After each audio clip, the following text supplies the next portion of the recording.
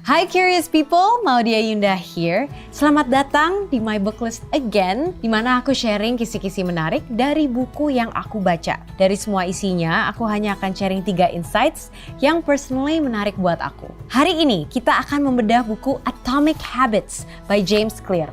Yuk ngomongin authornya. James Clear sudah bertahun-tahun melakukan riset tentang habits dan decision making. Awalnya James dikenal lewat sebuah newsletter yang tumbuh menjadi 100.000 pelanggan hanya dalam 2 tahun. Sampai hari ini karyanya sering muncul di The New York Times, Forbes, and Business Insider. Insight pertama, lupakan goals, usahakan bangun sistem. Insight ini menekankan bahwa goals dan systems adalah 2 hal yang berbeda. Goals atau tujuan adalah hasil yang ingin dicapai, tapi sistem adalah proses yang mengarah pada hasil tersebut. James Clear mengingatkan kita untuk fokus membangun sistem yang bisa membawa kita lebih dekat kepada tujuan yang kita inginkan. Pikirin deh teman-teman, yang menang nih, yang kalah, dua-duanya tuh punya tujuan yang sama. Misalnya pemain Olympic Games deh, pengen menang medali emas. Setiap orang pasti pingin sukses, tapi punya tujuan aja nggak cukup. Sistem loh yang bisa membantu mencapai hasil yang kita inginkan. Banyak banget orang fokus pada hal yang salah. Fokusnya malah pada tujuan terus, bukan proses yang diperlukan untuk sampai ke titik itu. Padahal nih, tujuan itu kan tentang jangka panjang ya. So we have to focus on the systems and on those small habits yang kita lakukan setiap hari.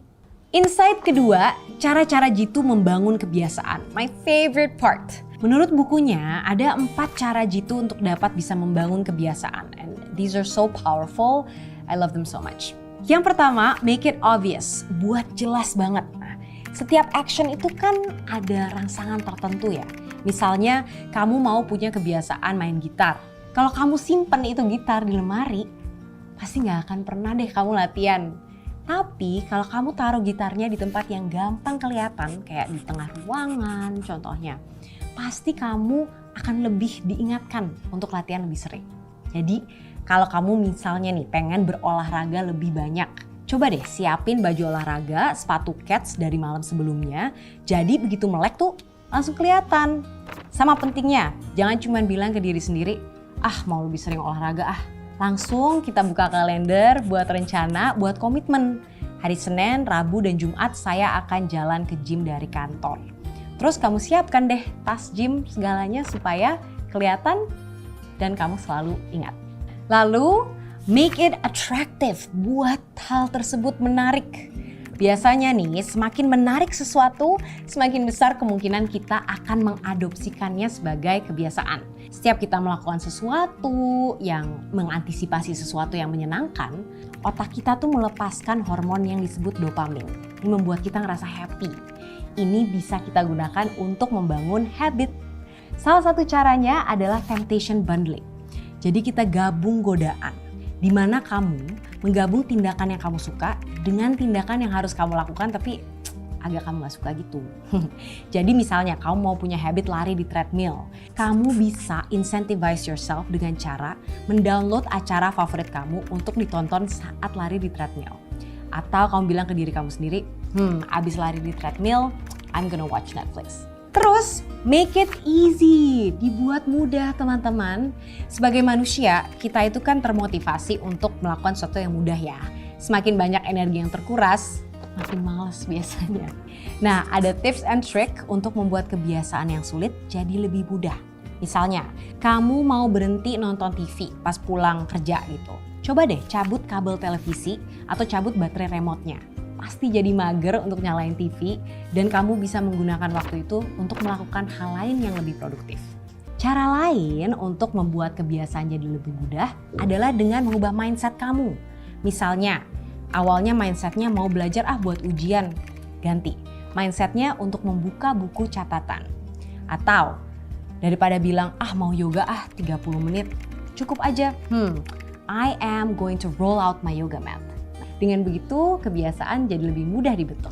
Yang terakhir, kita harus make it satisfying. Kita harus buat lebih memuaskan lagi untuk bisa build kebiasaan jangka panjang. Misalnya nih, ada produsen pasta gigi yang melihat demand mereka itu naik ketika mereka menambahkan mint ke dalam produk mereka. Nah, si rasa segar mint ini memuaskan sekali dan membuat orang-orang tuh lebih menikmati the action of menyikat gigi. Nah, ada satu contoh lagi tentang pasangan yang ingin menghilangkan kebiasaan makan di luar supaya lebih hemat nih. Mereka membuat rekening berjudul liburan ke Eropa.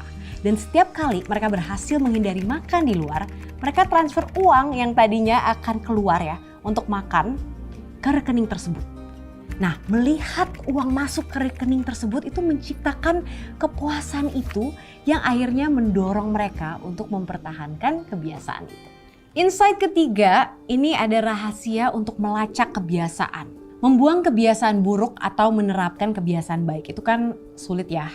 Apalagi kalau kita nggak bisa langsung ngelihat hasil yang jelas. Mungkin di tengah jalan kita pasti akan nyerah. Karena itu penting untuk membangun rasa kepuasan tadi lewat cara lain.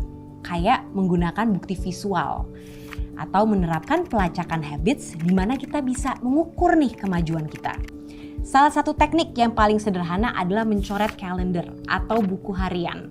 Jadi setiap berhasil nih melakukan kebiasaan tersebut kita langsung cek.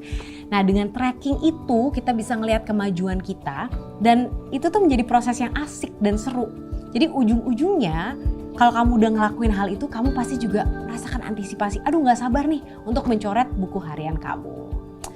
Selain itu kita juga bisa milih an accountability buddy atau membuat semacam kontrak perjanjian sama teman.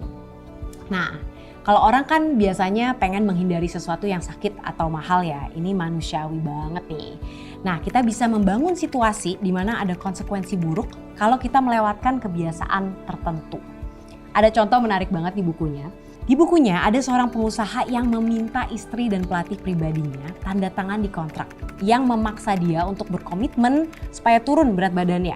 Jadi si pengusaha ini memilih habit seperti melacak asupan makanannya, terus menimbang dirinya setiap minggu. Terus dia bikin ada hukuman kalau misalnya dia gagal melakukan hal-hal ini. Misalnya kalau dia gagal melacak makanannya, dia harus membayar pelatihnya $100. Kalau gagal menimbang, dia harus membayar istrinya $500. Kontrak ini berhasil banget. Bukan hanya karena pengusahanya nggak mau kehilangan uang, tapi juga nggak mau mengecewakan pelatih dan istrinya. Biasanya kalau kita tahu nih, wah ada yang merhatiin. Ini bisa menjadi motivasi yang cukup besar untuk menjaga konsistensi. And now, so what? Here are my reflections and final thoughts. Menurut aku, buku ini tuh menarik banget dan actionable. Itu penting.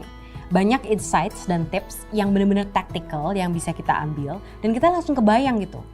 What can we do? Tapi dari pengalaman aku sendiri, tetap harus ada kurasi personal juga sih yang kita lakuin. Karena harus kita customize dengan kecenderungan kita dan personality kita sendiri.